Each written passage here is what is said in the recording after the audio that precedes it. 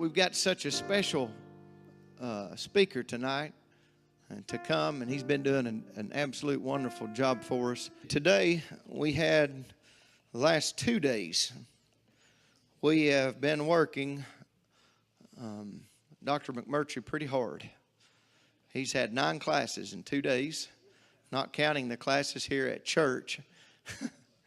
And so we are excited about what he has done tonight. He's going to be talking about dinosaurs, teaching about what day they were born. Does anybody know that? What day that they were birthed by God, made? Well, you'll find out tonight. And they were born on 2 different days. Am I right? I know I'm right, or I wouldn't have said that. He has DVDs on that about Mania, the truth about dinosaurs, the Bible and the fossil record. Also, the road to man, which he also taught a little bit about today. And last night was awesome, wasn't it? And, I found out that I'm more kin to a rat or a sea squirt than I am a chimpanzee. And that's great. Matter of fact, we're just nearly as related to SpongeBob SquarePants as we are a monkey. And also, there's this book, In the Beginning. This book is written by Dr. Walt Brown. It's probably the second best book or first best book on his table that he has. It's more of an encyclopedia going through the beginning nearly to now. So you would love to have this book for your teenager to look at, to grow from, or not even a teenager. Any kid at all or adult could grow from looking at that book. So we'd love for you to have it in your library. I don't get anything out of it. Church doesn't get anything out of it. But what it does do, it goes to support him, to get him up and down the road, to be able to continue to share what he has shared with us this week. Well, without any further ado, I want you to make welcome tonight, and it's his final night with us, but I want you to make welcome Dr. Grady McMurtry.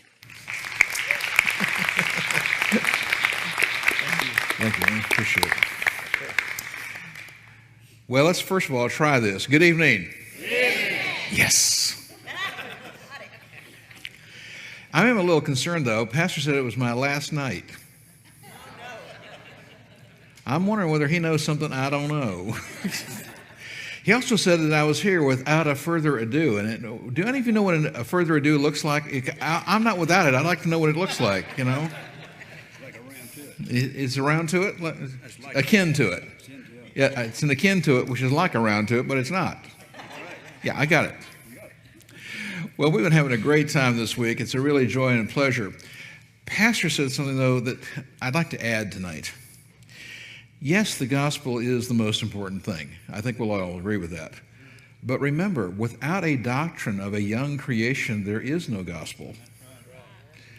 That's the problem. When people believe in an old earth and say they're Christians, they are denying the power of the cross. Because if the earth and the universe are old, if life and death have been going on for millions and billions of supposed years, then the death of Christ on the cross is meaningless. Because remember, death only came into the universe because of human sin. But if death was in the universe prior to human sin, then Christ's death on the cross is meaningless. It's only when you have a doctrine of a young creation that you can possibly understand how the death of one sinless man on the cross can atone for the sins of the world. So this is an essential thing to the gospel. With that in mind, tonight we're going to be talking about dinosaurs, the Bible, the fossils, what's really in the ground. What is the evidence that we actually find? I would remind you that I grew up not only as an evolutionist, but also in the paleontology laboratories at the University of California, Berkeley. I learned about dinosaurs early and evolutionary theory early in my life, and I continued to teach it until I was 27 years old. Again, I don't believe it anymore, and I think you do admit I have an interesting background. But when people find out about that background, usually the first question they ask me is, well, are dinosaurs found in the Bible? And I look them right in the eye and say, of course dinosaurs are found in the Bible. They read it every day. I assure you, folks, you're going to want to be watching the screens. Things are going to happen up there when you're least expecting them. Hello? But let's talk about the word dinosaur. What does the word dinosaur actually mean? You know, your typical atheistic evolutionist is going to say the word dinosaur means terrible or thunder lizard. That's the two they usually use, okay? But the word dinosaur does not mean terrible or thunder lizard. The word dinosaur was invented in 1841 by a man named Sir Richard Owen. Now, Sir Richard Owen knew in 1841 what he was talking about. He knew the ancient language he was using. And the word dinosaur does not mean terrible or thunder lizard. The word dinosaur actually means awesome lizard. You see, in 1841, Sir Richard Owen believed that dinosaurs were part of God's awesome creation. And therefore, he called them awesome lizards. And that's what the word really means. Well, we talked about finding dinosaurs in the Bible. We'll talk more about that. But the question we do want to talk about really is, are dinosaurs mentioned in the Bible? That's the question we want to take a look at. Well, first of all, I'm going to ask a question that we asked last night. If you were not here, you didn't hear the question, so I'm going to review it. Please tell me, all of you, if God starts the Bible on day 1, week 1, month 1, year 1, is there any such thing as prehistoric? Thank you. Not a chance. There is no such thing as prehistoric. Therefore, dinosaurs are not prehistoric, and dinosaurs are mentioned in the Bible. There are 11 references in the Old Testament to dinosaurs. I'm going to show you where these are so that you can find them, but I'd like to ask you a question. Which book of the Bible do you think you would find the first reference to dinosaurs? Genesis, a good. See, I was trying to give you a little help there when I said which do you think you'd find the first? Hello? Now, in the book of Genesis, well, which chapter of the Bible do you think you'd find the first reference? Hello? First chapter. Excellent choice, I tell you right now. Let's just take a look. If you turn your Bibles to Genesis chapter 1, verses 21 to 23, this is day 5 of the week of creation. It says that God created the great sea monsters, but some English translations and the Portuguese translation that I have to use when I'm doing my mission work in Brazil, or the Russian word, which I have to know from the Russian Bible when I'm doing my mission work in Russia, uses the word dragon. Remember that before 1841, the word dinosaur did not exist. This is why you don't find it in the Bible. Before 1841, the most common word in almost every language of the world for dinosaur was simply the word dragon. Now, there were a few others, but that's the most common word prior to 1841. And what I have done on the screen, as you'll see here, is I have also shown what the Hebrew word is, but I have spelled it in English characters for you. And so, on day 5, God created the great sea monsters or sea dragons, also meaning the great marine reptiles, and everything, creature that moves. And it says then every winged bird, or you may have a translation that doesn't use that terminology, but the Hebrew word here does not mean feathered bird. It means any animal that flies through the air. So we're not talking about insects, but we are talking about feathered birds, mammals that fly, like bats, and reptiles that fly, like the pterosaurs and the pterodons and others that we're going to be taking a look at tonight. And so God created all the animals. Whoops, now how did you do that? Boy, I tell you, this thing must be touchy. Son of a gun. So God creates the reptiles that live in the water and all of the animals that fly through the air on day 5. Then we turn to Genesis chapter 1, verses 24, 25, day 6 of the week of creation. On day 6, God says, "Let the earth bring forth living creatures, cattle, creeping things, and beasts of the earth." That is a direct reference to terrestrial dinosaurs. So God made the large terrestrial reptiles on day 6. Same day as he made Adam and Eve. It's just that Adam and Eve were the last thing to come along on day 6. And so God created what you think of as dinosaurs, although the marine reptiles and the flying reptiles, They are not technically dinosaurs, but they are large reptiles, and those that live on the land on day 6. And dinosaurs lived with people contemporaneously for 1,656 years until the time of Noah's flood. And this was not a problem.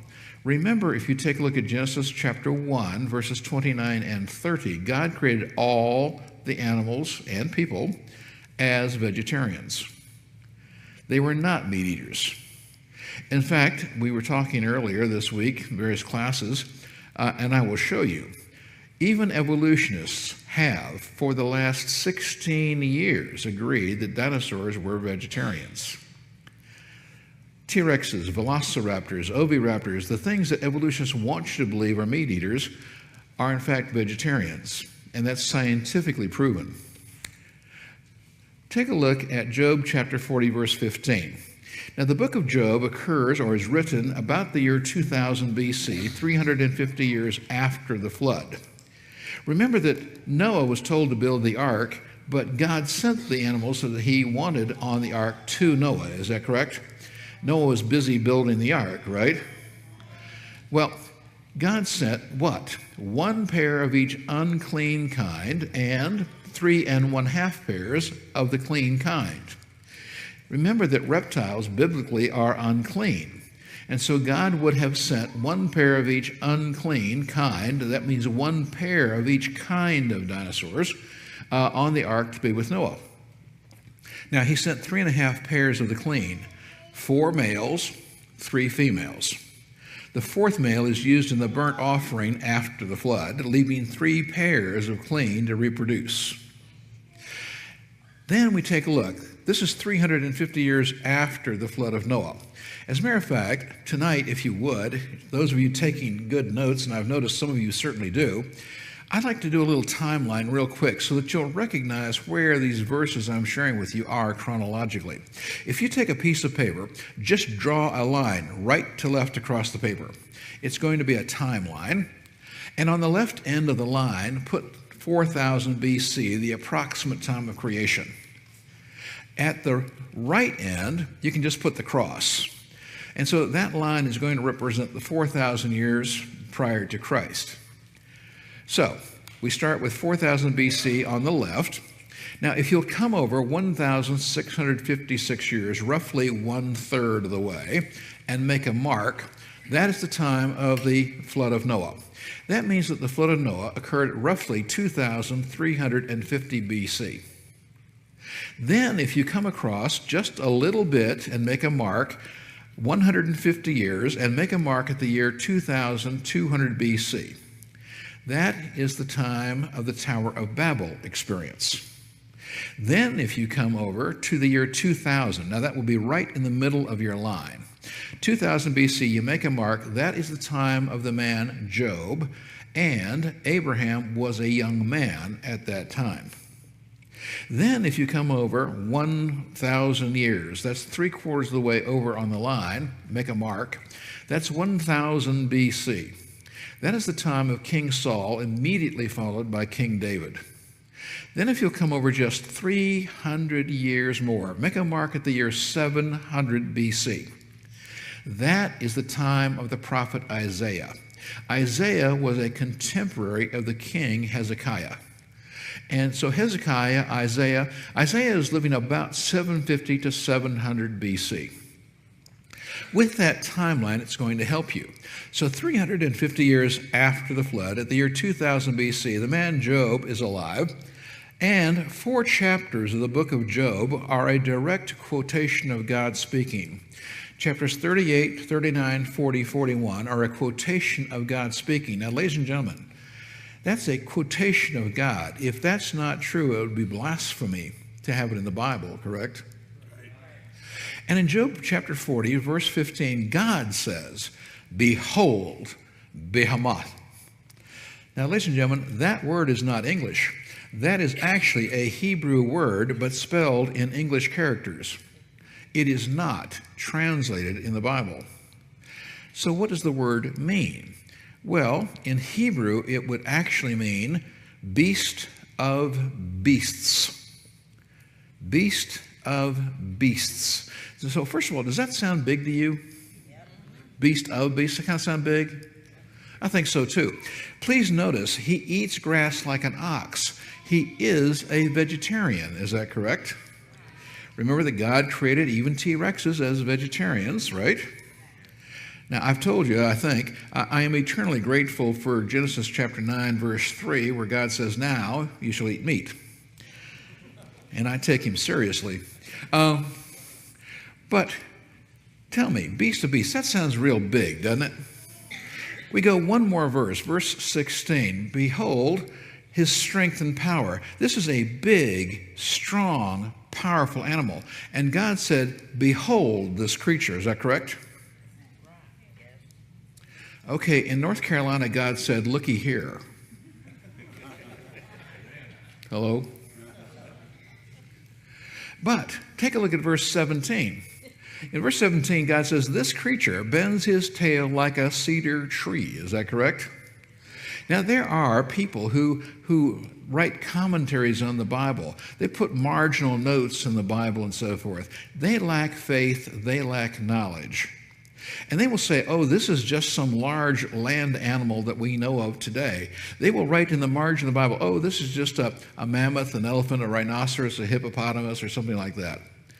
But ladies and gentlemen, let's think for a second. God says that this creature bends its tail like a tree, right? Now, those people who say, oh, this is just an elephant, some big land animal we know today, well, let's think. I have done mission work in Africa on 3 different occasions. When they kill an elephant in Africa, they cut off the tail and they use it as a fly swatter. It's a hard way to get fly swatters, folks. It's very hard on the elephant. Do you people have no compassion? Well, let's take a look at that elephant. Does it have a tail the size of a cedar tree? I don't think so. How about you? What about a hippopotamus?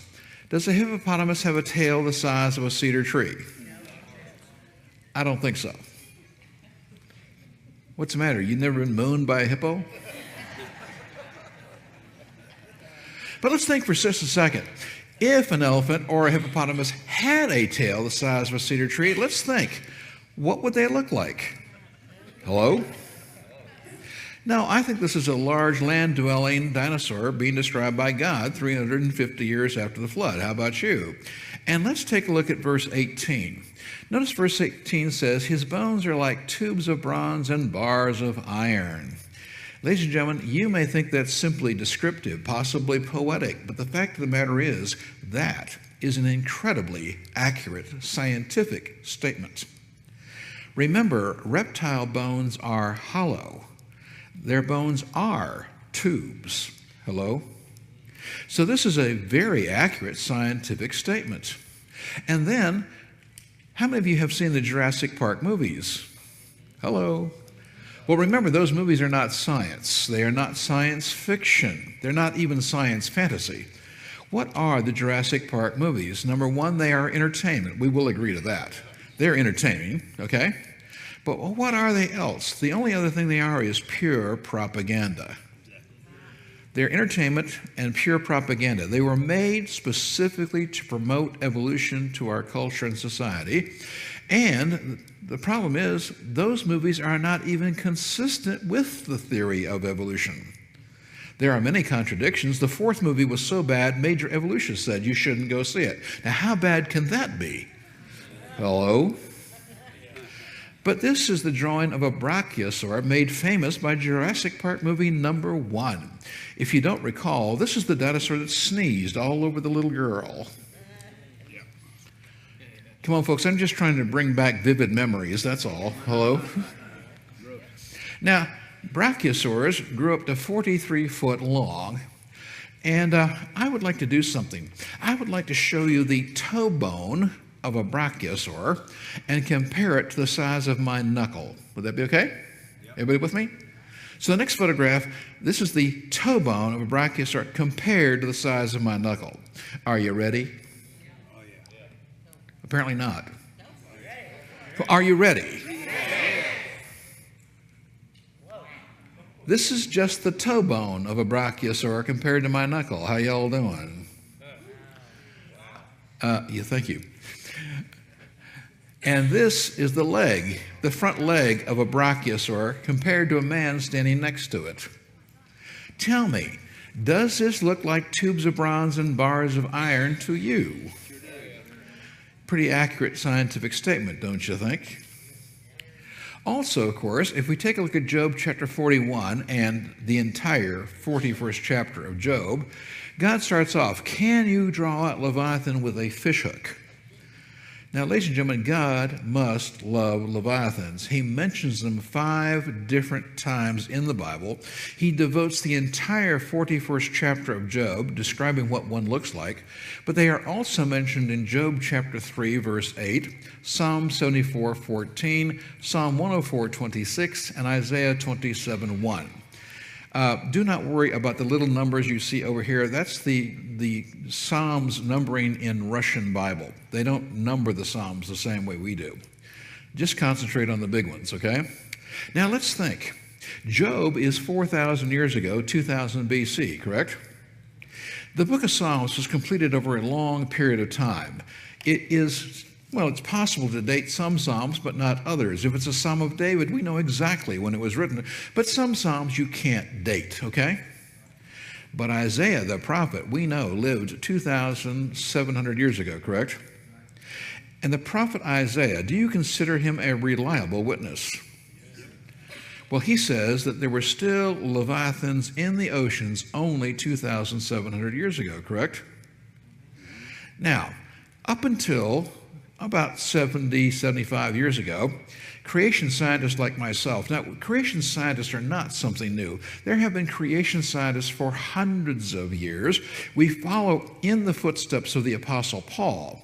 But the modern creation science movement started 400 years ago with the great Christian creation-believing scientists with Sir Francis Bacon, Sir Isaac Newton, Boyle, Faraday, George Washington Carver, Louis Pasteur. These were all adamant, devout Christians who believed in a young earth, young universe. And, well, that's where we trace our roots back in the modern times is 400 years, okay? So we're not something new. But up until about 75 years ago, based on the evidence that we had, the very fossil evidence that we had at that time, we thought that the Leviathan would be something like this, a chronosaur, which goes up to 30 foot long, or the plesiosaur we have found up to 51 foot long. I think you'll have to agree that's a lot of reptile. Hello? But a good scientist always modifies their thinking based on new evidence, new research. Now, we didn't change our opinion, but we had to modify our thinking because, you see, back in the 1940s, we found this. It is called the super croc. You see, it is 40 foot long, found in the 1940s in the Sahara Desert. It would have weighed approximately 10 tons. I think you all have to agree that is a lot of croc. Hello? So the description of Leviathan in Job could fit this creature. Now, let me show it to you up a little closer and more personal. Now, this is a photograph of the actual skeleton in a museum. It is 40 foot long, but I find that people are really interested in the big jaws and big teeth of big animals. Isn't that kind of what draws us? Those big jaws, those big teeth, right? Well, let's take a look at the jaws. They're 6 foot long. And you see the little guy right there? He's called a light snack. Hello? And now I want to point out, take a look at those teeth. Again, 16 years ago, evolutionists declared that T-Rexes, velociraptors, oviraptors were all vegetarians. They were not meat eaters. They were not killers. I want you to think about something. If you in your mind can think of a T-Rex skull from the movies or whatever, now they have big, long, sharp teeth. That's true. The largest T-Rex tooth of the largest male we have ever found is 10.5 inches long. I spanned 10.5 inches. They are long, they are pointed, they look really menacing, don't they? But if you look at a T-Rex tooth up close and personal, you'll find out they have serrated edges on the front and the back like a bread knife. You do not need that to cut meat. That is what you need to cut thick, fibrous vegetable materials, for instance, celery, palm fronds, banana leaves, that kind of stuff. And a 10.5-inch long tooth only has a 4-inch root. So it has shallow roots. Think about your teeth. 2/3 of your tooth sticks into the gum and your jaw, but T-Rex tooths, only 4 out of 10.5 inches are in the jaw. So they have shallow roots. Remember that they are widely spaced. Here you can see teeth widely spaced, is that correct? But your teeth touch each other to help reinforce each other, is that correct? And I would like you to think, imagine for a moment that a T-Rex did in fact eat meat and were attempting to kill a large animal weighing 2, 3, 4 tons, struggling for its life. Tell me, what would happen to those teeth? But that's not the way we find them, and they don't reproduce their teeth like sharks. And recently we found fossil grass in the stomach of a fossil T-Rex. So evolutionists now agree. For 16 years, they were vegetarians. I mean, even think about those little tiny arms. Did you ever notice those little arms on them? They're so short they can't even feed themselves with those things. That's right. Hello? That's a tough problem, you know? That's right. Now, back in Brazil, back in 2005, my first mission trip to Brazil, we found the skull of a crocodile 50 foot long. And the book of Job describes, well, any of these 4 creatures. So perhaps the word Leviathan is one of these 4, or it may be a generic word for all of them, but certainly we have the physical evidence to prove that Leviathans existed. Is that correct? And then, of course, if we take a look at Psalm 91, verse 13, in that verse it talks about real lion, real snake, and then it talks about a serpent or a dragon. Again, dragon is just an alternative word. Some translations use reptile, serpent, dragon, but it could easily just as well be dinosaur, correct? And I'd like to show you something we found at Hell Creek, Montana back in 2003. Now, Hell Creek, Montana is world famous for massive, massive amounts of dinosaur bone findings and skeletons. And I want to show you something we found. In 2003, we found this. This is a 12-foot long dinosaur skeleton. The nickname is Dragon King, but the technical name is Dracorex hogwartsii. Anybody here familiar with the Harry Potter movies? Well, it's named after Hogwarts in the Harry Potter movies. Now, I would like to do something here. I want you to take a look. I'm going to show you a close-up of the skull of one of these creatures. Then I would like to ask you, when you look at the skull, does it sort of kind of look like what you'd sort of kind of expect a dragon to sort of kind of look like? Are you ready? Apparently not. Are you ready? Oh, well, this is what the skull looks like. Now tell me, does this sort of kind of look like what you'd expect a dragon to sort of kind of look like? And I would agree with you completely. And then, of course, if we go to Isaiah chapters 14 and 30, again, Isaiah describes flying serpents, flying reptiles, flying dragons. Again, in Portuguese and in Russian, the word dragon is commonly used, and that's just the old word for dinosaur. But here it says flying. Is that correct? Now, ladies and gentlemen, we think that, well, here are the drawings of 2 of the winged reptiles we know of from the fossil record. And when Isaiah says he saw flying reptiles, flying dragons, we think he's talking about the little one up here. Now, the technical name is Rhamphorhynchus. And for the young people here, there will be a spelling test tomorrow after I'm gone. Hello? Now, Rhamphorhynchus is only the size of a seagull. I think you do all know what a seagull looks like, right? But let me talk with you about the bottom one here. Now, there are others. This is just the drawing of 2.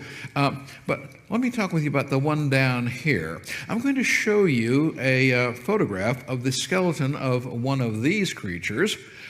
Now, this is the photograph up here. So this is the skeleton hanging in the ceiling of a museum. Would you agree it's a little hard to tell how big that is, right? I mean, you don't have any perspective there, do you? But I'd like to show you how big it is. So I'm going to show you the drawing of what it would look like if one of those creatures was, well, if a man was standing next to one. You remember the brachiosaur leg, right?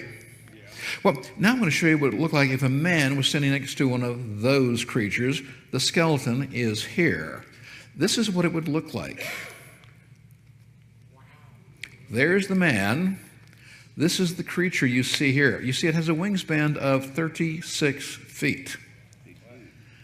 That's bigger than a twin-engine aircraft. And I want you to think about it. I mean, this is not something you want to meet in a dark alley, correct? Oh, come on, folks. You know, group hug. And, well, that's 11 references to dinosaurs in the Old Testament. But let us think. Do we have any reliable history of dinosaurs and people living together after the completion of the Old Testament? Well, you probably know me well enough by now to know we do, or wouldn't bring it up. Is that right? So let's take a look. I mean, the Bible is reliable history, period. But let's take a look at additional reliable history of dinosaurs and people living together, even into recent time. Now, the Old Testament was closed about 400 BC. At that time, there is a world-famous Greek man who believes in evolution. So he's Greek, and he does believe in evolution, but he is world-famous. You see, he's considered to be the greatest historian of the ancient times outside of the Bible. His name is Herodotus. He is so famous, he's called the father of history. And about the time that the Old Testament was completed, he writes a book in which he talks about winged serpents, flying reptiles, that they lived in Arabia and Egypt. And the description of it he gives down here sounds exactly like Rhamphorhynchus that I just showed you, that we think Isaiah was talking about 300 years earlier. How y'all doing? Well, that's 2,400 years ago. Now, 100 years after this very famous historian Herodotus, there's another very famous Greek man who also believes in evolution. How many of you remember a guy called Alexander the Great? Oh, come on, folks. If you don't remember him, he'd be really upset. Hello? But Alexander the Great, he is invading Western India in the late 300 BC, and well, along the way, they saw dragons. Well, that's 2,300 years ago.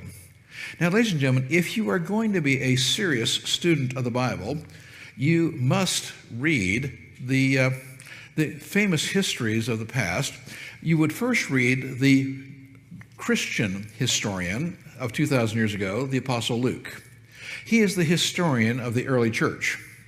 But if you're going to be a serious student of the Bible, you must also read, well, the most famous of non-Christian historians of the time, Flavius Josephus. Yes. And 2,000 years ago, Flavius Josephus also writes about flying serpents, winged reptiles, but he gives us one very interesting comment. He says they lived in holes in the ground but flew through the air. Ladies and gentlemen, it has been less than 15 years since we actually did find what I'll call fossil dinosaur burrows. We have actually found where small dinosaurs did dig in the ground and live. But he wrote about this accurately 2,000 years ago. That gives credence to his history, would you agree? And at the same time, we have a Roman evolutionist, Pliny the Elder. Now, he was a naturalist, an early form of scientist. He died at the eruption of Vesuvius in 79. You see, he wanted to study volcanoes, and he got too close. Come on, folks, don't tell me that science can't be dangerous. But 2 years before he died at Vesuvius, he wrote a book in 77, and he talked about how dragons and elephants fought each other in India at that time. 200 years later, a Roman evolutionist named Flavius Philostratus wrote that in India, Every ridge and every valley had dragons. The ones who lived in the swamps were slow and sluggish, and they had a crest on their head. Now, why would he write that unless he knew there were dinosaurs that did not have a crest on their head? Lends credence to his histories as well, is that correct? Now, I can't go through all the references. We do have a DVD where I show a lot more, but let me just jump ahead. How many of you remember a guy named Marco Polo? Come on, Marco Polo. And now, he left Europe in 1271, headed to China by going overland, and he arrived in the spring of 1273. He then accurately describes an encounter with a large two-legged dinosaur. He said it had two large legs. It's a serpent, therefore a reptile. It's about 30 foot long. It has a big head full of big, sharp, pointed teeth, something that looks like that. And he accurately describes this 700 years ago in China. I think you would also agree that in the Orient, China, Japan, and so forth, dragons are ubiquitous in art, literature, and so forth. Is that correct? Now, of course, much of it is mythological, but you have to remember that reality is always the basis for what becomes myth. And so, we can see here, and by the way, in the very famous year 1611, anybody familiar with that year? Well, in the very famous year of 1611, we actually have the official court records of the Emperor of China having to hire a royal dragon feeder, or can be translated royal dragon caregiver. Now, that is only 400 years ago. Is that correct? And let's go back to Europe. The year is 1484. The first printer in England, William Caxton, to use a printing press with movable type, never printed a whole Bible, but he did print Bible verses on that press. But in 1484, he printed a book talking about how dragons existed in northern Italy at that time. Now, that is 1484. Ladies and gentlemen, only 90 years later, we have the report of a genuine scientist. As a matter of fact, he is a world-famous scientist. He is so important. His name is Ulysses Aldrovandus, but he is called the father of modern natural history. He is the first man in history to actually get a large building, collect over 7,000 specimens, put them on display in the world's first true natural history museum. And in 1572, he actually gives to us an account of seeing a small dinosaur. It was a juvenile. It was not an adult. And he draws it here. Here is his Latin. Remember, Latin was the science language of the time, but here's his Latin inscription here. And so he shows us this drawing. Now, it was only 2 foot long. It was a baby. It was not an adult. I would like all of you to look at that picture very carefully. Do you see anything that looks peculiar to you? No back legs, only 2 in the front. Therefore, you are going to say, well, that's not real. That's mythology. He just made that up. Is that right? But you'd be absolutely wrong. Let me show you 4 pictures of reptiles that still are alive today. The first one. This is called a rhino lizard because it has a little horn on its nose. That's why it's called a rhinoceros lizard. But I've noticed it only has 2 legs in the front. Is that correct? Or if we go down to Mexico. Now, I know it's very hard to see, but I'm going to ask Pastor and those of you that are really close to the screen. Can you see that there are 2 small legs right behind the head here? Is that correct? So it has only 2 legs in the front. Is that correct? Let's go to Australia. Again, notice there are only 2 small legs right behind the head there. Is that correct? Right. And ladies and gentlemen, I would like to show you something that I grew up with in California. Look carefully at this next picture. At first, you're going to think it's a snake. But look carefully. It is not a snake. Notice that there are 2 legs in the middle. Hello? So here are 4 live lizards today that have only 2 legs, 3 of them in the front, 1 in the middle. How y'all doing? That drawing is reality. Hello? Again, let's go to the year 1496. The Cathedral of Carlisle. The Cathedral of Carlisle is in northern England, right up against the boundary of Scotland. I was there 4 years ago. And in 1496, the Christian bishop of the cathedral died. His name was Richard Bell. As was the habit of the time, he was buried in the floor of the cathedral. You see his tomb here.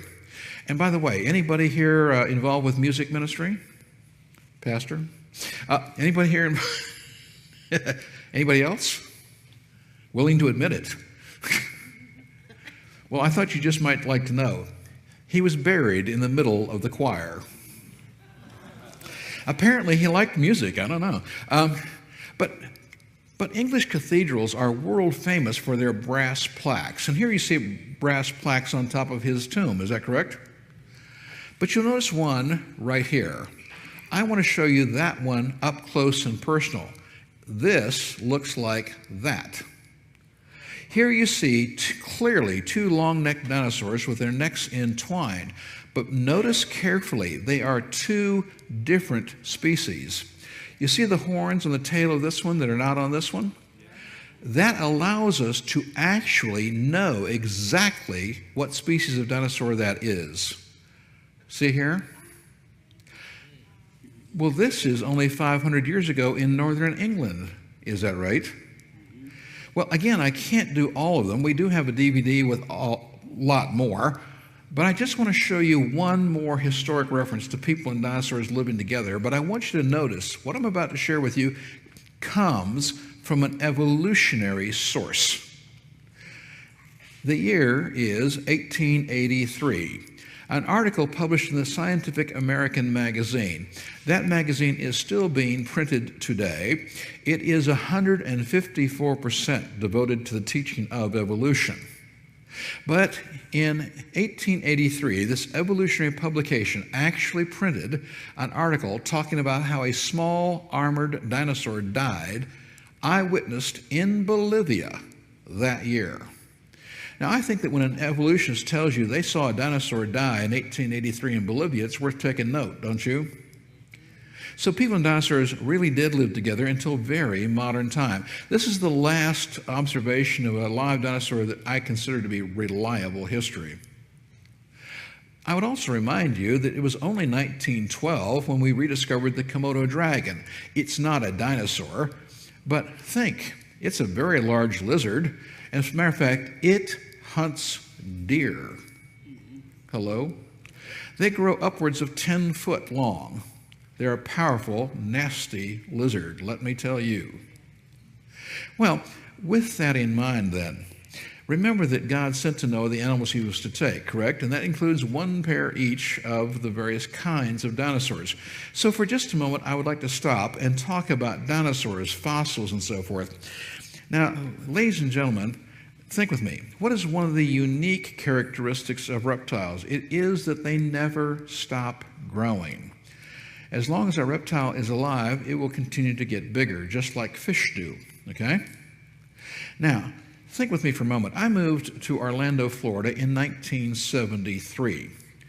And down in Florida where I live, we have a reptile you may be familiar with called an alligator. Now, we have so many alligators in Orlando, Florida, we think of them as neighborhood pets. We do. We think of alligators as neighborhood pets until they get to be about 6 foot long. Now, I span 6 feet. But see, when the alligator gets to be about 6 foot long, they sort of have this personality change. And they get really nasty. And they start eating the cats, dogs, babies, old people, and tourists. We hate it when they eat the tourists. It's bad for business. You know, you look like I'm kidding. I am not kidding. Just 7 years ago, we lost 3 whole tourists to alligator attack in the state of Florida. Hello?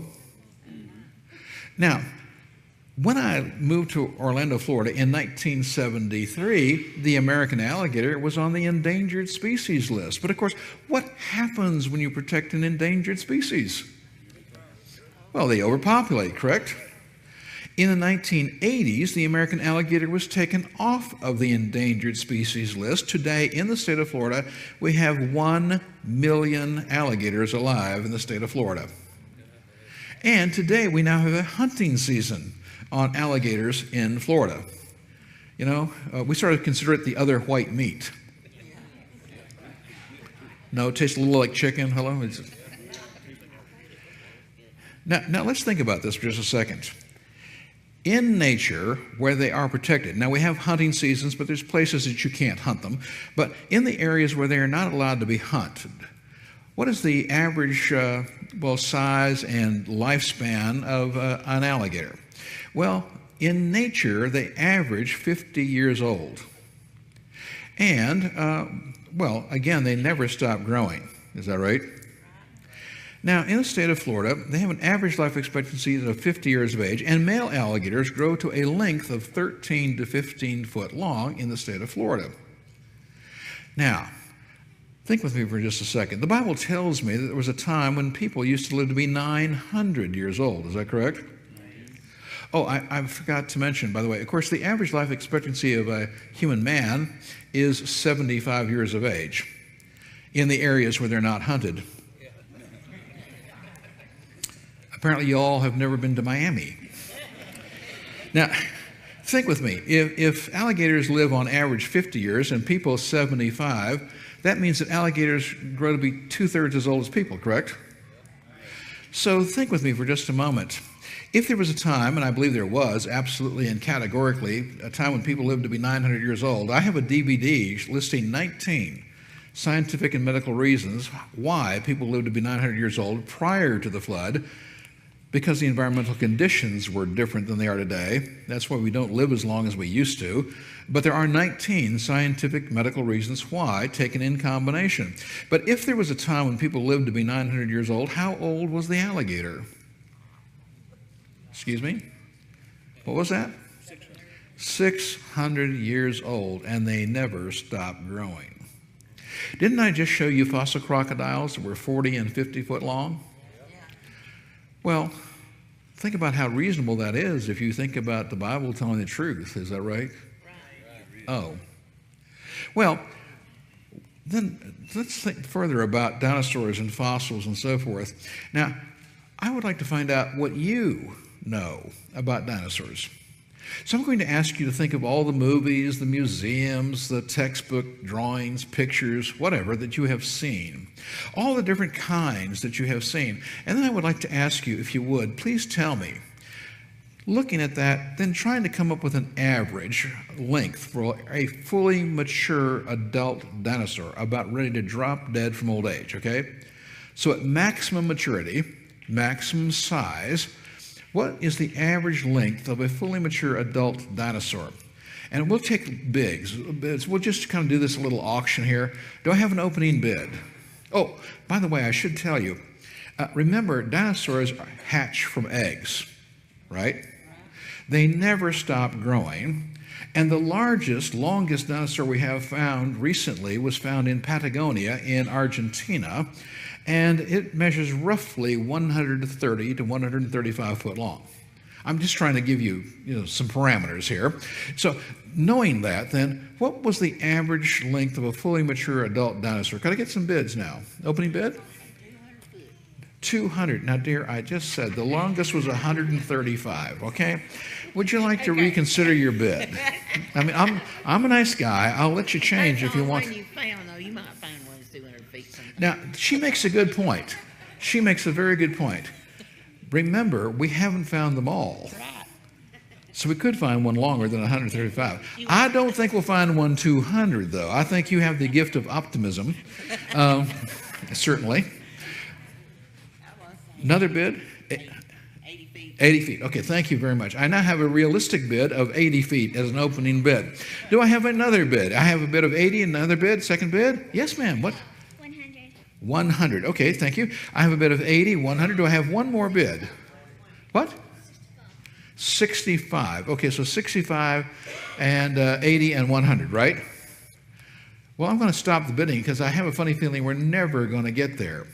The actual average length of a fully mature adult dinosaur is between 3 feet long and 5 foot long. The current calculation is 4.7 feet. Hello? Yeah, the actual average size of a fully mature adult dinosaur about ready to drop dead from old age is currently 4.7 foot long. Now, I'd like you to think about this. Were any of you happen to come to church earlier this evening, and you happen to notice that dog out walking its owner?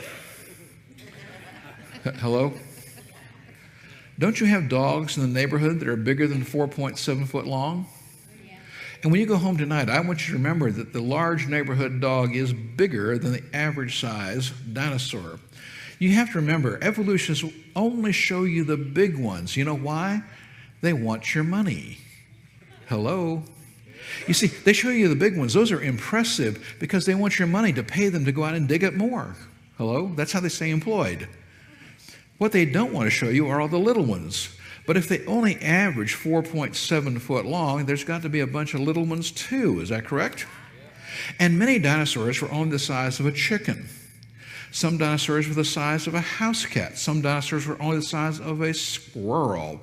And are you ready for this? Because I know you've been paying attention. There was one dinosaur species that was only the size of a mouse. You should see her face. It lit up like a Cheshire cat. Yeah, there was one dinosaur species that was only the size of a mouse. It's got a great name. It's called a Mosasaurus. But technically, that means mouse lizard. You have to remember, when the French named moose, it was they used mouse of the forest. It was sort of a contradiction in terms. Well, does that change your idea about dinosaurs? And what about dinosaurs in the ark? I said that there were dinosaurs on the ark. Now, first of all, here's a chart just showing you the size, relative size of some of the dinosaurs of the past, not all of them, but notice how small some of them were, and, of course, how large some of them were, too. The brachiosaur isn't even an average length when you just look at smallest and biggest. Well, I said that there were dinosaurs on the ark. Now, first of all, remember that the Bible tells us God sent to Noah those animals he was to take with him, correct? Noah did not collect them. He was busy building the ark. Right. And God sent one pair of each unclean kind, and reptiles are unclean biblically. So he would have sent one pair of each dinosaur kind. And there really were dinosaurs on the ark. You can see them going in right here. I'm sorry, is that too small for you? Here's a close-up right here, you see, okay? Now, ladies and gentlemen, I wanted to share something with you. Since the year 1824 till the year 2004, 1,401 names had been given to different dinosaurs. However, in 2004, creationists and evolutionists came to an agreement. You see, atheists are always looking for immortality. Please tell me, how does an atheist get immortality? It's really quite simple. When they find something, they name it after themselves. And that is how an atheist gets immortality. Hello?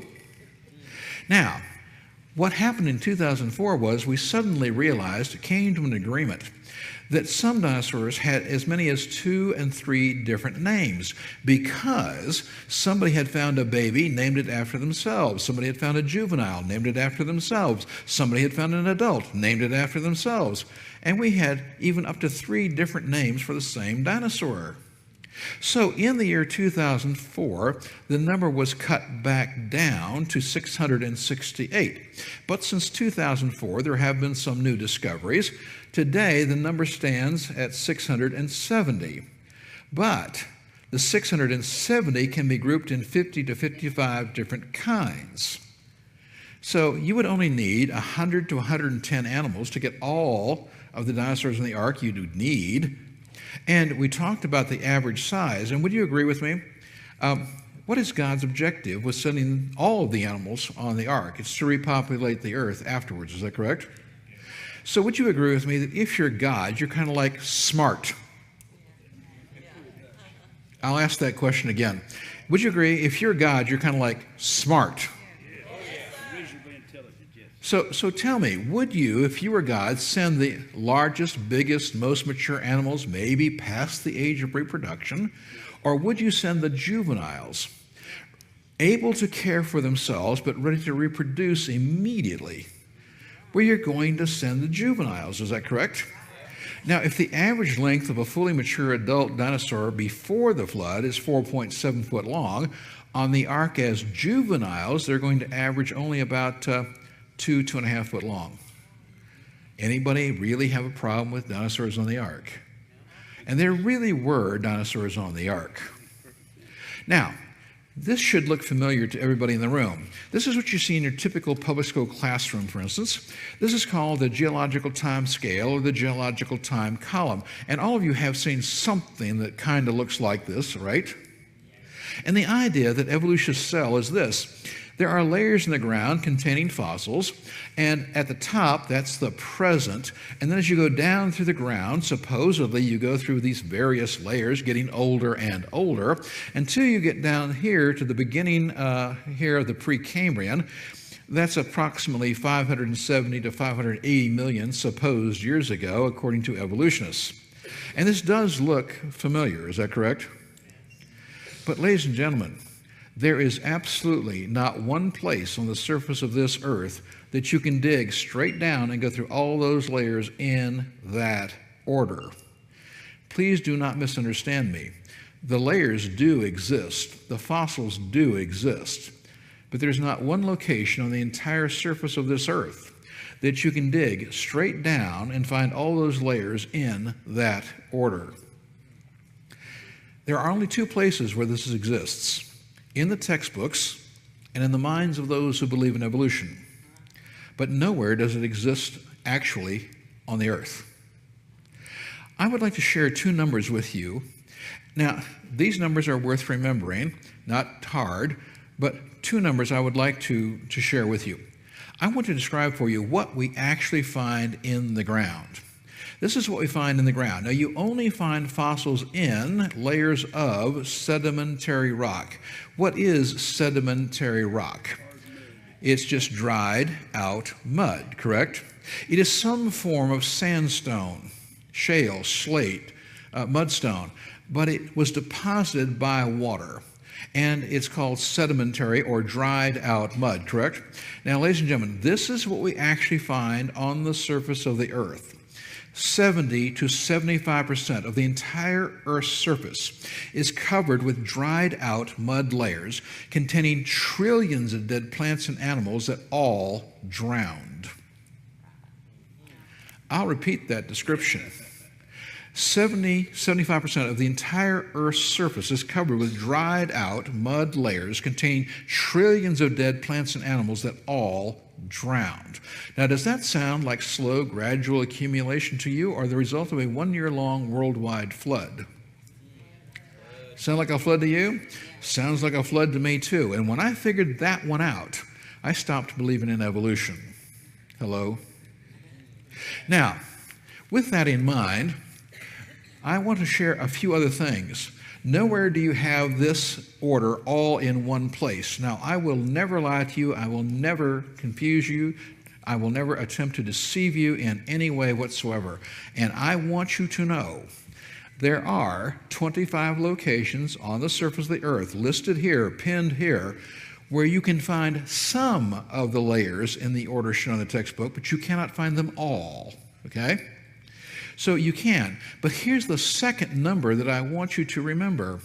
Remember, I said that 70 to 75% of the entire Earth's surface is covered with dried out mud layers, correct?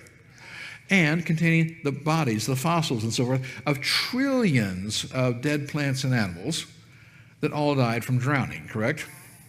Now, here is the second number you want to remember. Of the 75% of the entire Earth's surface, of that, 80 to 85% does not even have 3 layers in the correct order according to evolutionists. Hello? We find that the layers are missing. They're upside down. They're backwards. They're interlaced. We can go from older to younger to older to younger according to the evolutionary way of thinking. And here's what evolutionists actually do. You see, what they do is the layers are not all in the same place. The layers are in different places. And what evolutionists do is this. They take a layer from Asia, a layer from Canada, a layer from South America, a layer from Africa, and they put the layers in the order they want them. Then they tell us, well, this proves that we are right. But wait a minute, ladies and gentlemen, if you can rearrange the evidence, you can prove anything you want to. Is that correct? Right. Oh, here's another question for you. Would you agree, I'm not trying to talk you into it, but would you agree if I could find the thickest layer of any of the layers shown in that chart? Supposedly, it would represent the longest period of time for accumulation of that layer. Would you agree? I mean, just philosophically. If I could find the thickest layer of any one of those layers, it would supposedly represent the longest period of time for accumulation of that layer, correct? Here's the problem. If you took the thickest layer of all these layers found anywhere in the world, brought them to one place, stacked them in the order according to the textbook, the layers would be 76 miles high. What is the problem? The problem is the average thickness of all layers on the surface of this earth is 1.2 miles. Now that means that there is 74.8 miles missing. I think the technical term to cover that is bummer. Hello? Yeah. You see, this chart is simply layers taken from different places, put in an order, then sold to you as being accurate, but the fact of the matter is most of it's missing. And nowhere can you find it in the actual order they show here. I have one more question for you, by the way. Please tell me, is this a drawing or a photograph? You know, when you see these layers, they will often put pictures on the side to show you what animals looked like at different times in the past, according to the evolutionists. Is that correct? But is this a picture or a drawing? Well, it is a drawing. The last time I looked, you can draw anything you want to. Is that correct? And think with me for just a moment. Again, don't evolutionists claim that things are getting bigger, better, faster, smarter over time? That supposedly that's how we went from amoeba to man. Things got bigger, better, smarter over time. Is that right? You know, bigger, better, faster, smarter, right? Now, two things. Number one, after you graduated from high school or college, did any of you ever go out, dig in the ground to see whether they were telling you the truth? Well, then how do you know they were telling you the truth? Secondly, as an intelligent, prudent human being, I mean, when you became a Christian, did you leave your brain at the door? Come on, folks, I told you there's no trick questions here. When you became a Christian, did you leave your brain at the door? No. Then as an intelligent, prudent, thinking human being, aren't you going to want to check and see whether things really do get bigger, better, faster, smarter over time or not? Oh, you would, is that right? Well, let's just take a look at a couple of things. Now, roaches used to be over 6 inches long. Hello? Yeah, you know, down in Florida, our roaches are about 2 3/4 inches long, but they used to be 6. How we doing? Or how about this? This is a live dragonfly. It has a 6-inch wingspan across here. But did you happen to notice what it's sitting on top of? A fossil dragonfly that's bigger. Is that what I just heard over there? Oh, yes.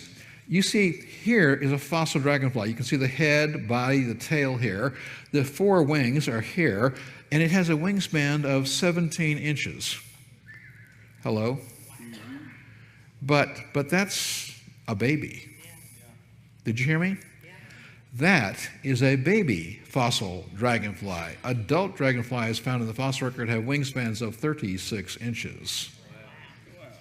Apparently some of you haven't quite grasped that. Okay, you're driving towards Young Harris. You're doing a 70 miles an hour in a 55 mile an hour zone. And, hello? And, see, I followed Pastor last night. And this dragonfly with a 36-inch wingspan flies in front of you. You know, I mean, you're talking about serious car wash. Possibly windshield replacement, right? If you're on a motorcycle, I don't even want to talk about it, you know. So tell me, are things getting bigger, better, faster, smarter? Or if we look at the evidence in the ground, are things getting smaller, slower, and dumber? Well, I hate to be the bad bringer of news, but actually things are getting smaller, slower, and dumber. Ladies and gentlemen, genetic studies have shown since 2003 that you and I are losing 1 to 2% of our genetic information per generation. We are decaying, and we are decaying fast. Remember that you are approximately the 250th copy from the original. From the time of Adam and Eve, there have been roughly 250 generations. And each generation, we are losing, not gaining, genetic information, and this includes the genes for intelligence, and you and I are getting smaller, slower, and dumber. As a matter of fact, we have studies from the 1800s to prove that your grandparents, great-grandparents, were faster reaction times and in higher intelligence than you are today on average. Hello? And again, evolutionists say that things get bigger, better, faster, smarter over time, right? But they also say that things change over time. Is that correct? I mean, one definition of the word evolution is change over time, and they say that one kind of biological life form changes into a different kind of biological life form. Then it changes into a different kind of biological life form. Is that correct? But you just told me that you were thinking, intelligent, primitive human beings, so let's just see if that is true. Ladies and gentlemen, what you see here, this is the photograph of the top of the head of a little tiny ant species that lives in Mexico today. Below it, you see a piece of amber from the Dominican Republic with a dead ant. Would you agree they're the same? But according to evolutionists, this amber from the Dominican Republic is supposed to be 25 to 40 million years old, but there's no change. Is that correct? Or, here is a live ginkgo leaf on a live ginkgo tree. This is a fossil ginkgo leaf from North Dakota. According to evolutionists, there is 150 million years between those two photographs. Tell me, do you see any more difference here than you would expect to see between any two leaves on any one tree? No. Or, these are horseshoe crabs. Now, ladies and gentlemen, this is a fossil horseshoe crab. It's quite obvious. Is that correct? However, we have found recently horseshoe crabs found by evolutionists that look exactly like live horseshoe crabs today. This was found in February of 2008, so we're talking here, right, just 10 years ago. But according to evolutionists, these fossil horseshoe crabs that look exactly like the ones today are, according to them, 445 million years old. No change. How y'all doing? And what about chambered nautiluses? Now, perhaps you're familiar with them. You've seen them cut in half, perhaps in sale. Maybe perhaps some of you even have chambered nautilus shells. In Florida, we have them to decorate our houses because they are so easy to get down there. And typically, they grow about 8 inches in diameter. They look like a big snail shell, but actually they're not. They're nautilus. Now, this is a quotation from the infamous National Geographic. Now, ladies and gentlemen, never, ever get your education from the National Geographic. That's right. Now, I want to put this where you can read it. It says right here, it remains essentially the same as its ancestors of 180 million years ago, a living link with the past. Today, they are typically 8 inches across. One species does go to 10 inches. But what's the problem? The problem is that in the state of Arkansas, we have found the fossil shell of a chambered nautilus that is 8 feet across. Come on, folks, today they're 8 inches across. They used to be 8 feet across. Anybody here see a problem? Things are getting smaller, slower, and dumber, is that correct? And this is supposed to be one of the world's oldest fossil bats, dated by evolutionists as Eocene, supposedly 34 to 56 million supposed years old. But I have noticed that this fossil bat skeleton looks exactly like bats do today. Is that correct? No change. Now, I want to talk with you for a moment about how do evolutionists date fossils. Remember, if you were here Monday night, I proved they don't use modern technology because they know there is no modern technology that will date anything accurately beyond written record. Is that right? So how do evolutionists date rocks and fossils and so forth? If you'll watch me for just a moment, I'm going to show you exactly how they do it. They don't use modern technologies. This is how they do it. They tell us how old a rock layer is by the fossil you find in it. Then they tell you how old the fossil is by the rock layer you found it in. Apparently, I have to repeat that. They tell us how old the rock layer is by the fossil you find in it. Then they tell us how old the fossil is by the rock layer you found it in. It is totally useless circular reasoning that proves absolutely nothing. And I said that those layers were not in the order shown in the textbook. Ladies and gentlemen, this is from northern Montana. This block of rock is called Chief Mountain. It's a big block of rock, okay? Now, this is sedimentary rock. You can even see the layers in it. And it's sitting on top of another layer of sedimentary rock, which is different. Now, based upon the fossils that are contained in the top layer of Chief Mountain, evolutionists tell us that the top of the mountain is 1.5 billion years old, dated as Precambrian. But it sits directly on top of a layer of dried out mud down here, which contains fossils, but those fossils are different.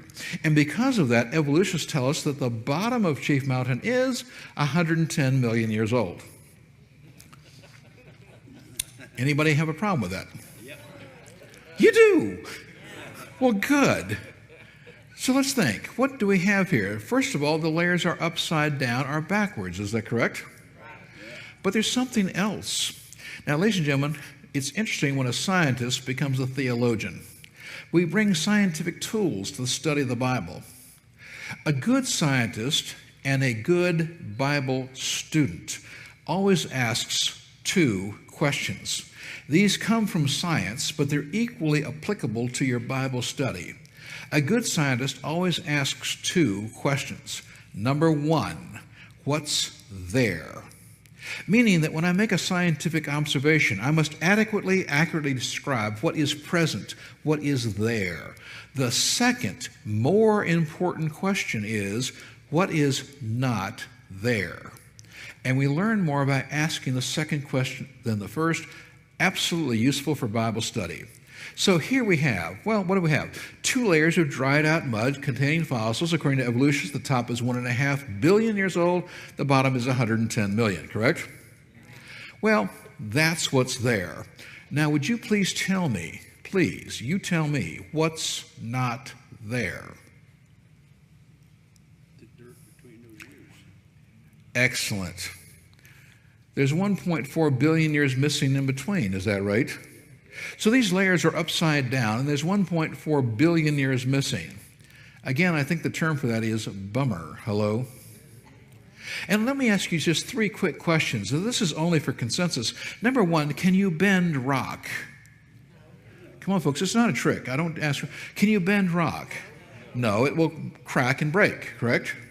However, you can bend mud. Is that correct? Oh, just like a potter with a vase and so forth, right? Number 3, still water lays down flat. Water seeks its own level, correct? Well, having answered those 3 questions correctly, I would like to take you to the Big Bend National Park in Texas. This is a rock formation at the Big Bend National Park in Texas. Here we have approximately 35 layers of limestone rock. Would you agree this sedimentary rock is folded? Is that correct? But it is not broken. It's weathered, but it's not broken, correct? Now, evolutionists would tell you that each of these layers was formed slowly and gradually, one at a time, one on top of the other. But remember, if that were true, number 1, they would be flat. Is that correct?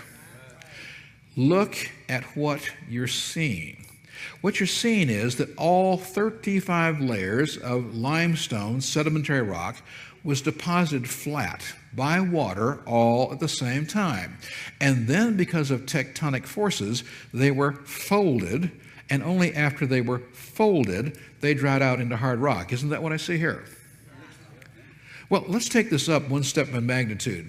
Now, these are the very beautiful Calico Hills in Southern California, and of course, this is a parking lot. You have to describe what's present. Hello?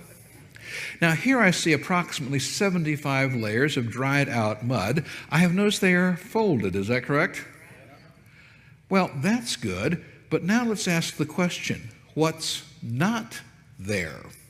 Please tell me, number one, if these layers were laid down slowly, gradually, one flat layer, then later another flat layer, then later another flat layer. Well, each layer would have been exposed for a certain amount of time before the next layer was put down, correct? Then please tell me, why are there no soil horizons? Why are there no V-shaped erosion marks? Why are there no root holes? Why are there no animal holes? Because if each layer had been exposed, that's what should be there. But all four are missing. That tells you that all these layers formed at the same time, while wet, folded by tectonic forces, and only after folding dried out. Is that correct? Hello? Apparently you're not happy with those. Well, if you don't like those layers, how about these layers? That is a real place. Nicknamed the Wave. It requires a permit to hike in to see it. It's a fragile area, trying to preserve it. But here we see almost every kind of sedimentary rock you can think of. Interlacing, older, younger. We see tremendous folding. We see, well, here we see, again, shearing here and here. And this area up there, that is called cross-hatching. That can only occur when you have massive amounts of rapidly moving mud water. That is the only way that will form. This all speaks of a worldwide flood. Would you agree? And let's take this up one step in magnitude. Now, ladies and gentlemen, these are the very beautiful French Alps. And take a look carefully. Did you happen to notice a layer of mud laid down flat by water that starts here, folds up this mountain, down this mountain, up this mountain, and except for the escarpment would fold back down again? And that tells you that the entire French Alps are just the folding of what mud layers after the flood. If you have your Bibles here tonight, you can turn to Psalm 104. Psalm 104, a creation psalm. Verses 1 through 4 summarize the creation week, but verses 5 through 9 give the chronology of the flood. And in Psalm 104, verses 5 through 9, in verse 5 and 6, God sends a worldwide flood. In verse 6, he says, the water was standing above the mountains. Now, that's consistent with Genesis that says that the highest mountain before the flood was covered with water. And here it says that the mountains, well, the water was above the mountains. Now, this is not a local flood. You know, there are people who believe in a local flood, but it's not a local flood. It's a global flood. Hello? I mean, if it was a local flood, why build an ark? Why not just walk away? You know, if a few thousand animals die in a local flood, believe me, squirrels will reproduce. Hello?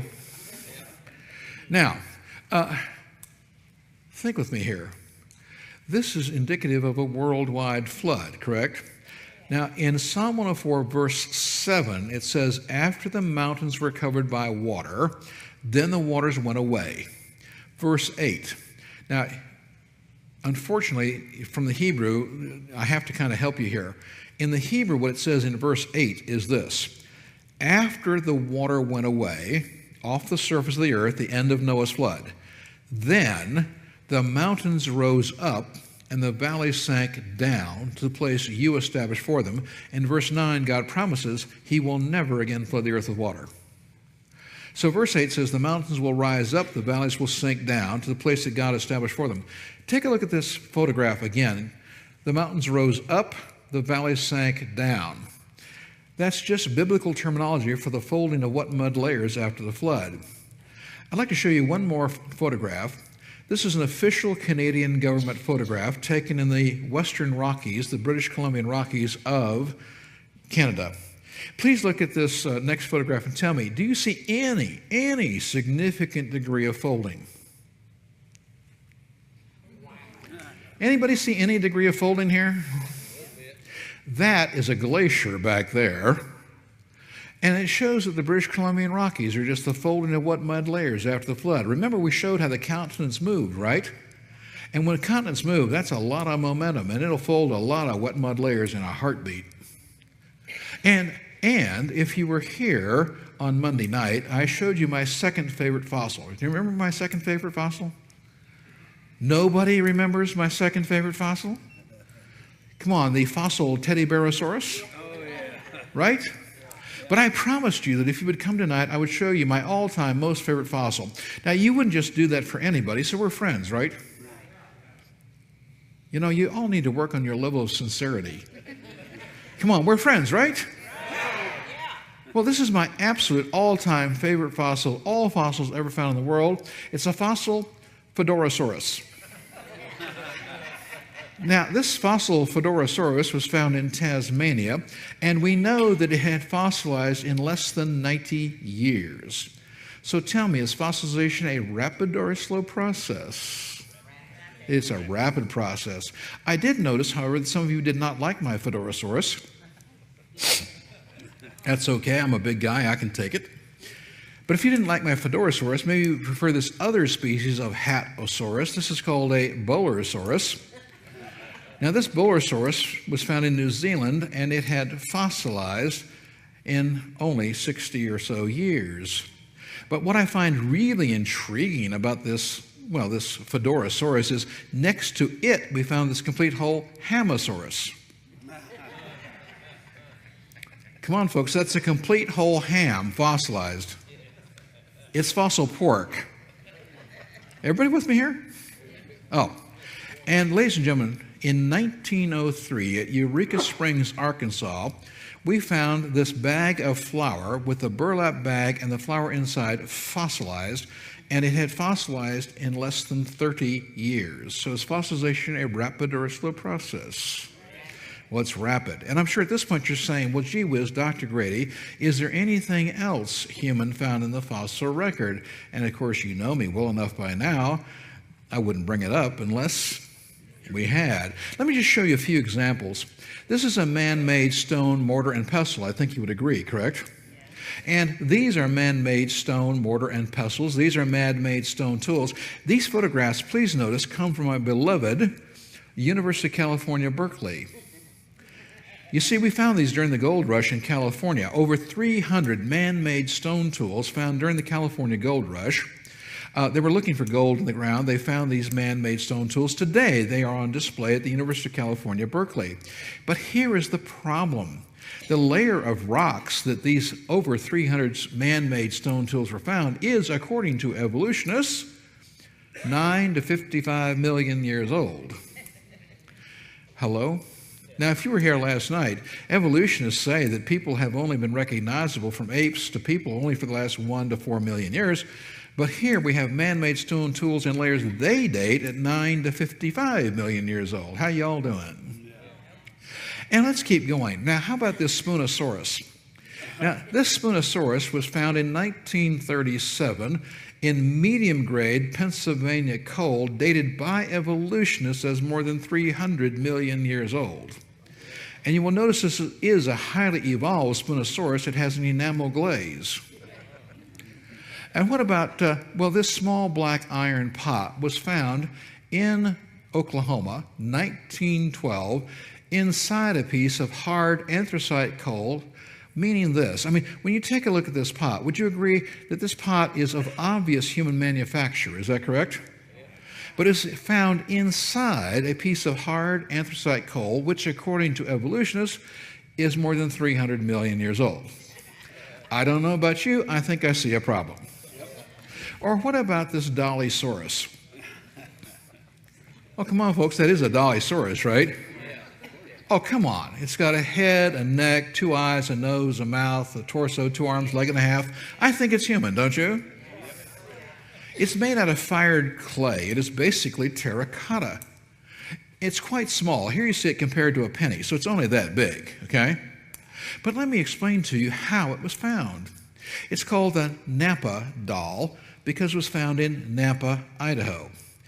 Now, in 1889, in Napa, Idaho, they wanted to drill a water well to provide water for the town of Napa those days. You can still go to the location where this was found. You see, what they did in the summer of 1889 was they drilled a well down 320 feet, and out of the well water, that little doll, because it was small enough to fit up the pipe. Here's the problem. According to evolutionists, the layer in the ground this doll came out of, 320 feet below the surface, is, according to evolutionists, 12 million years old. Anybody here got a problem with that? Well, I'm going rapidly as we close. What about this Hammersaurus? Now, I find this Hammersaurus very, very interesting personally. If you will look at the skull of the Hammersaurus right here, you see a little scratch right there.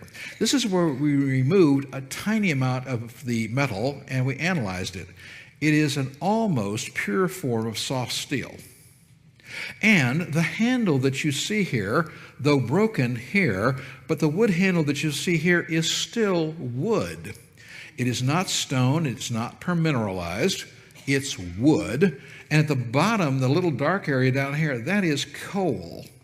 So the part of the handle we have is still wood, and a little bit of it at the bottom here has turned into coal.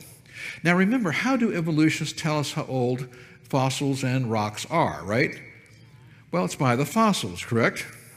And next to the skull of this Hammersaurus, we found this seashell you see here.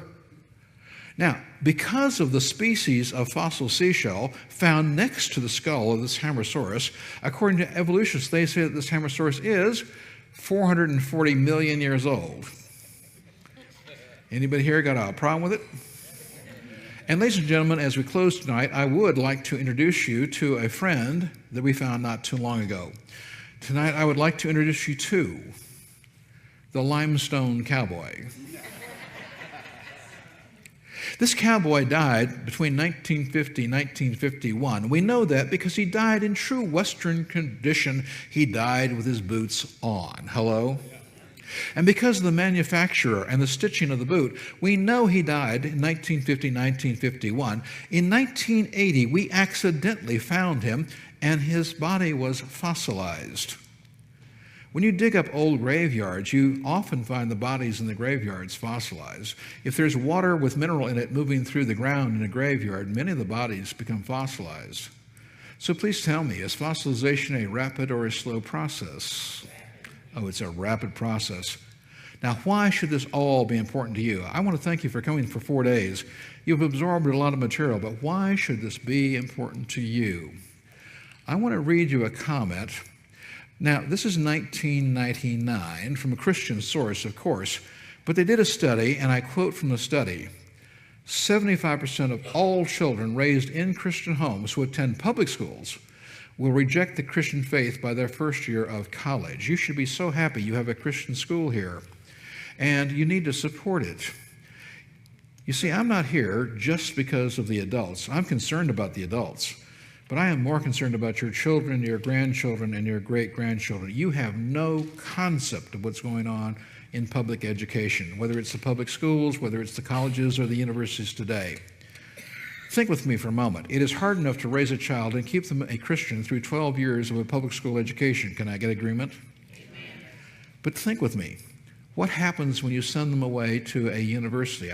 I'm not picking on UNC or, any of those. It could be anywhere that you want to go. But when you send them to a public university, what happens? You take them to the university, you tuck them in the dorm, you hug their neck, you kiss them goodbye, and you say, "Make us proud." Is that right? But tell me, did any of you ever hold their hand when they went into their first class in their freshman year? Because it is no longer just in the science classroom. Today it's in physical education, history, art, music, literature. Today, there are militant, atheistic professors standing up in front of your children, the first class of their freshman year, in every subject, and they are saying, if you are a Christian, if you believe in creation, you're an idiot. And we are going to spend the next 4 years proving to you that evolution is true. And because your children, grandchildren, great-grandchildren do not have the information to defend themselves, we lose 75% after 1 year. Now, ladies and gentlemen, that was 1999. Pastor, I'm not trying to put you on a spot here for just a second, but are you familiar with the Barna Group? Yes. Barna does good demographics, correct? Yes, so Barna, and Pastor agrees, okay? Interestingly enough, on the very prophetic date of 9/11, but in the year 2006, Barna reported the number had gone up to 80%. We are losing 80% of our young people to the world after only 1 year at a secular university if we don't give them the information. Ladies and gentlemen, I am just an ammunition bearer. I'm bringing you the ammunition, but you're the ones that have to use it. That's what those materials out there are all about. You have to educate yourself and then educate your children, your grandchildren, your great-grandchildren. I hate to say it, but if you don't do it, you're going to lose them. Hello? Well, I hate to end on a negative note, but I think it's a negative note that makes a positive point. How about you? Well, thank you very much. If you have any questions, I'll be happy to meet you back at the table. Pastor, thank you, sir.